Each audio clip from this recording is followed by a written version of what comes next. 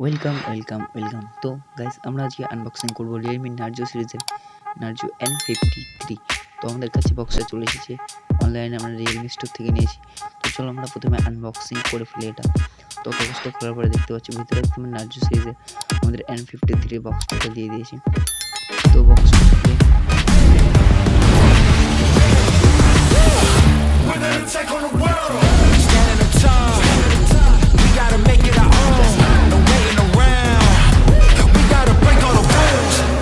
সিম ইজেক্টরটার সাথে আমাদের mobile cage বেশ নরমই আছে।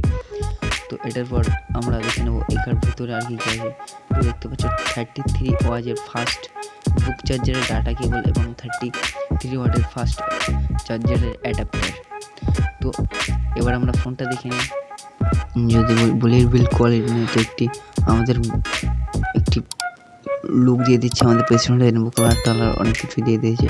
তো এটা ক্যামেরার কথা বলে সামনে আছে আমাদের 8 মেগাপিক্সেল এবং পেছনে আছে 50 মেগাপিক্সেল, তার সাথে প্লাস 2 মেগাপিক্সেল ডিপ আছে। তার সাথে আমাদের সাইডে পেয়ে যাচ্ছে ফিঙ্গারপ্রিন্ট প্লাস ভলিউম বাটন।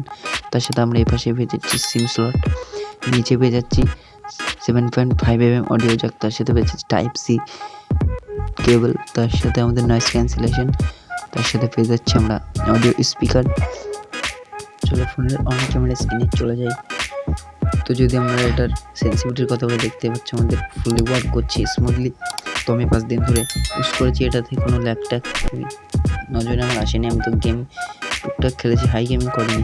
তো রিফ্রেশ রেট যদি আমরা দেখি এখানে 98 আমাদের আছে, তার সাথে 60 হার্জ নর্মালি